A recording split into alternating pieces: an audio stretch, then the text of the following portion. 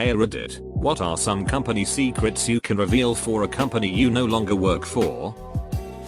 I worked at NASA as a contractor for 2 years. 90% of the computing hardware was very antiquated and out of date. I saw a lot of Dell computers from the mid-2000s still being used. Yes, even pretty thin style monitors. That beige or off-white color. They are pretty underfunded and spend most of their money on more advanced hardware like supercomputers, large servers, etc. But the basic hardware is really out of date. In fact, the whole place looked like a museum of the 1990s. The architecture, the dress styles, the lighting, carpet, and so on. It was very strange. Almost eerie. Come to Walmart early after 7 to 8 PM. We mark everything down. You're welcome. As a broke student, I thank you. I worked at Great Clips. The stylists are strongly advised to only cut a client's hair between 10 and 15 minutes. If the stylist's average haircut time is more than 15-17 minutes, they might get talked to by the manager about speeding up their services or written up if it continues to happen. Stylists also get paid based on how fast and how many clients they have that day. If a person comes in with a long, tangled rat's nest and wants a complicated haircut that takes you an hour to deal with, they can duck up your timed average for the day and duck your pay. There is in retail employees, and probably call center sales reps, are actively encouraged to lie to you to close a sale. Worked at a call center for 6 months. They were sneaky with this, though you were told the priority was the communication with the customer, but in reality it were your sales. Even though they told you clearly the sales didn't matter. If you wanted to sell, you literally had to lie. Dealing with angry customers that had been scammed and tricked was part of the day. They didn't care because the ratio of people not realizing was way higher. This is about a decade old, so may no longer be applicable. But Microsoft has special pricing for non-profits that is about 1/10 the regular price. They don't advertise this, so a lot of resellers still sell the software to their non-profit customers at the regular price and enjoy the higher profit margin. Worked in several chain restaurants through college as a cook. Nothing to report that you probably haven't heard already. But I can tell you, most of the things you've been warned about are true. But the best thing I can tell you is, don't go to a restaurant within 30 minutes or so of its closing time. The cooks have already cleaned in an attempt to go home. At best you're getting the scraps left on the counter. At worst, well, you've pissed off the cooks. Oh. And I cooked at Hooters. They literally train the waitresses on how to flirt with customers. No. They don't like you. In fact, if you're a particularly odd looking or annoying customer, they tell the other waitresses about you and they look at you through the kitchen windows and mock you. I worked at a luxury movie theater for 3 years. Complete with service to your seat. Oversized recliner seats. Pillows and blankets. The pillows and blankets were never washed. Ever. But the break room was stocked with brand new ones. Always ask for a new blanket. Candyman here. We left chocolate out in display cases for months on end. When my friends came by to the store, I told them to avoid it at all costs. Glassdoor.com does remove job reviews and does let employers choose which ones get shown first. At least they're not good at covering. It's pretty obvious when the first 2 are 5 stars. The managers sheet happy rainbows and dollar bills, and the next 10 are 1-star reviews that sound like they're written by Marines with PTSD having flashbacks to Iraq. I used to work in financial services. Agents would sell products based on the commission, and not on how well the investment actually performed. Our customer service department was pretty much always taking calls from people who had been deceived about what to expect from their investment. I work for the post office now, and I will honestly say I have never worked with such hard-working people before. There are problems with managers expecting you to get things done quicker than humanly possible. And a lot of our equipment is old and falling apart. But I honestly feel like the vast majority of my co-workers are trying to take care of our customers and to just get home safely. Panera Bread. All of the soups. All of them come in frozen and in plastic bags. I am in Mexico and used to work at call centers. They would ask us to always state we were located in the US. I worked for Comcast and Sprint Nextel, but there were some other campaigns such as HP Tech Support or AT&T or Verizon. Canada here, and almost guarantee if you don't hear background chatter it is not because of good mics. It is because that person is most likely working from home but still are supposed to say they are in a call center. I sell cell phones for the big 3 carriers, and you definitely know when someone's responding from home versus an actual call center. For Rogers, the rep will always start out with their intro with "Thank you for calling Rogers. This is X speaking out of Letterkenny, Ontario." A lot of them seem like they are home based, but it's usually call center more often than not. I ran the lens lab at a Pearl Vision back in the day. The most expensive frames we carried, the Armanis, cost us about $20 and cost you $400 minus $600. The most expensive lenses, outside of real ophthalmic specialties, what we called MTPROAs, polycarbonate aspheric with anti-glare, anti-scratch, cost them less than $20 and cost you $400. So a $1,000 pair of Armani glasses with all the bells and whistles? It cost about $40. The lab guy who made it was making $12 per hour. The lab itself, top of the line from Essilor, was about $250,000, peanuts compared to the profit margin. All staff, even just sales staff, had to wear lab coats and glasses at all times. If you didn't need glasses, you just wore glasses with zero prescription.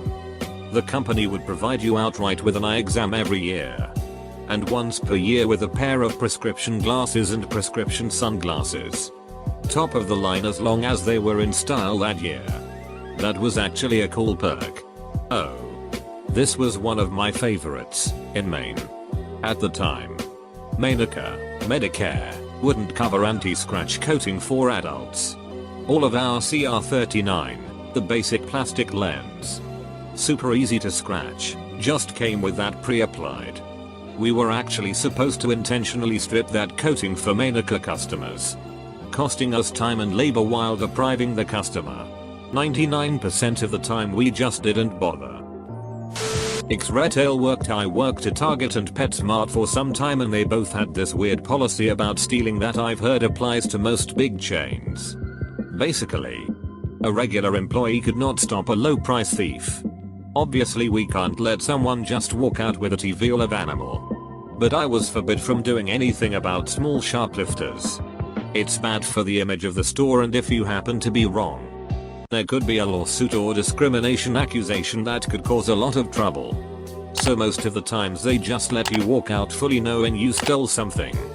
At PetSmart, I happened to be working the register when a customer came up and alerted me that there was someone stealing a bunch of dog shampoo and shoving it in her purse. The location didn't have many employees and all the beauty supplies were kept way at the back. I called my supervisor over and she said not to do anything when the lady came to ring up one very small thing. The shampoos were very noticeably sticking out of her bag. My supervisor asked if she needed to pay for them and the person said no, and we just let her walk out. Apparently if we think someone's stealing we're supposed to nice it out of them. If not, oh well. It's a chain store, so it's not like losing this merchandise is such a big deal, I suppose. I worked at Express and Victoria's Secret for years. No employee can do anything about shoplifters. If you see someone steal something, we were supposed to go over and ask if they needed help. You could literally swipe whatever you want quickly before they call mall security and book it out of the store with hundreds of dollars in merchandise, and the employees can't do anything about it because they don't want to be sued. Edit. At the end of shift, which was usually around 4 AM, we, the employees, were bag checked by the manager to make certain we never stole anything. Also, the Express wall of men's professional shirts had to look immaculate before we could end our shift. Made me have a total different experience while shopping in any store. And to this day I put back whatever I can't afford to buy where I grabbed the item and put it back where I found it. completely out of respect for the employees. Side note, while working for Express, they wouldn't let me leave on Christmas Eve until 6 AM because of the chaos of earlier in the day. I also found out I was pregnant with my first baby and it was a complete surprise. My manager had zero sympathy to my nauseousness. She actually told me to use breathing exercises so I wouldn't puke on the floor. I never quit a job in my life. But making a scared pregnant lady work until the Santa Claus hours of the night made me realize these people don't give a shit about me as a 6-year employee. All they care about is having enough staff to take in the exchanges the following day. If I had a good experience and felt like I was an exemplary employee, I would have gladly shown up the day after Christmas. However, the company never showed me that respect at all. So, happy holiday returns, Express. Worked call center for Sprint Nextel. This was before smartphones, so tech support and customer support were relatively simple. 1. Staff turnover was so high that you couldn't get fired no matter how bad a CSR you were. If you turned up on time and sat at your desk the entire shift, no one gave a shit. 2. Sometimes the exorbitant wait times were due to only having 2 people on shift for the entire network. Sometimes they were because CSRs would keep the line open after a customer disconnected to avoid taking another call. 3. The security identification system means jack shit. If you've ever had an ex, stalker or anyone turn up where you live after thinking they couldn't possibly know, blame the lazy CSR who ignored the warning notes and security protocol and gave all your information away. 4. When they say they're going to put you on hold, but there's no music, you're actually muted and we can hear everything you say. 5. Customer service. Billing and tech support were all the same people. Tech support was a roulette of good, knowledgeable people. 6. We used to have access to customers' online accounts for tech support needs, but we could also see any texts or old school MMS messages. 7. All calls are recorded. All of them. They're all stored for an indeterminate amount of time in case there's a legal need for it. Car insurance. Your credit score is a huge factor in determining your rates. People disproportionately think it's a speeding ticket in their driving history. Sure, it does. But if you wrote 2 identical policies for identical cars with 2 identical people in the same zip code, but a huge difference in credit score, you'd see completely disproportionate prices. Most agents don't talk about it, and in a bigger national companies, they'll likely automatically escalate the call to a specialist. AT&T's customer service call center is run out of Canada. They made us say we were in the US, so I said I was in Detroit because it was across the river.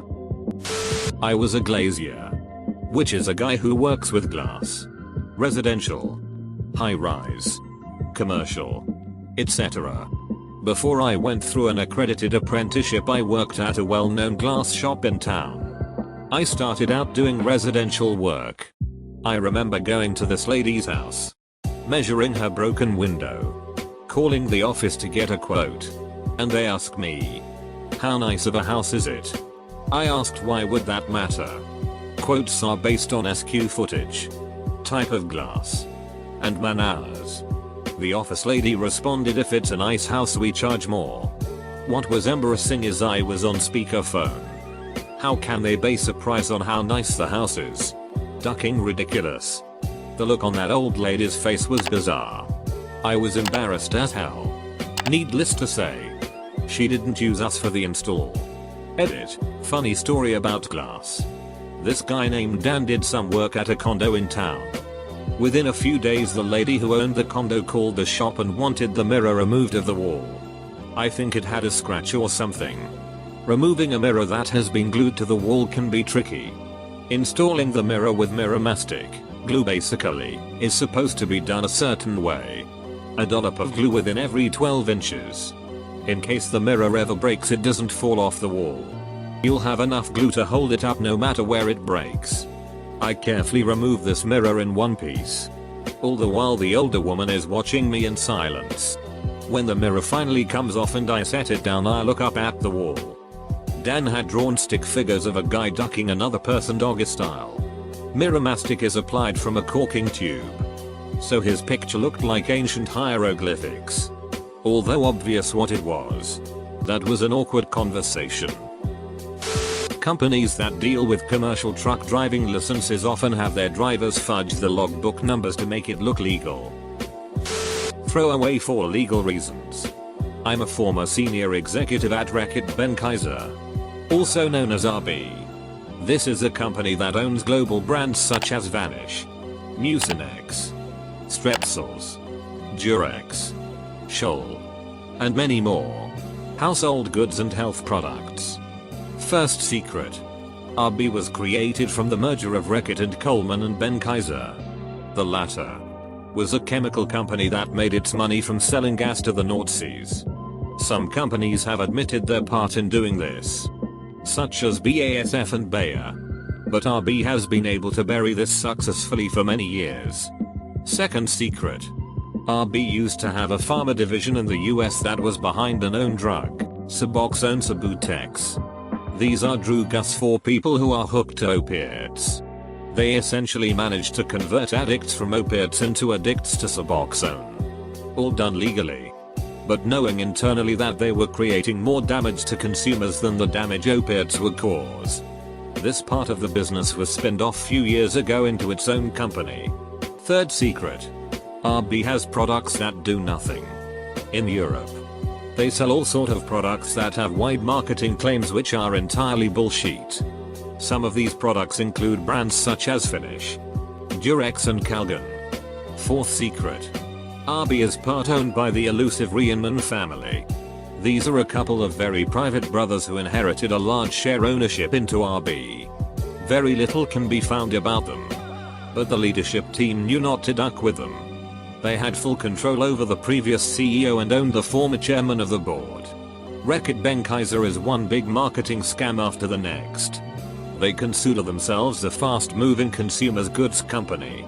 This means, to move fast, every year tons of new products would come to shelves. Literally same dog with different collar, new pack, new marketing gimmicks, and new TV campaigns. Lastly, biggest secret of all.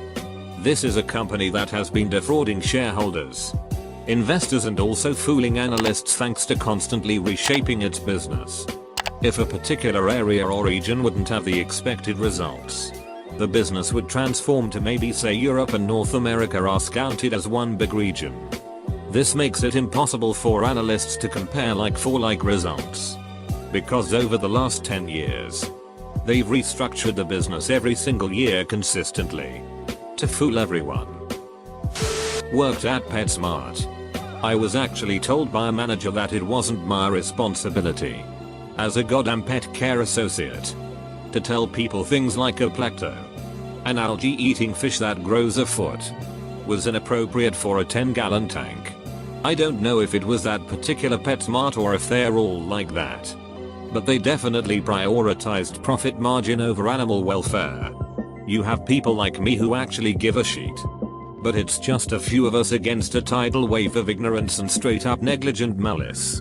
I'd be curious what other PetSmart workers have experienced. Please chime in.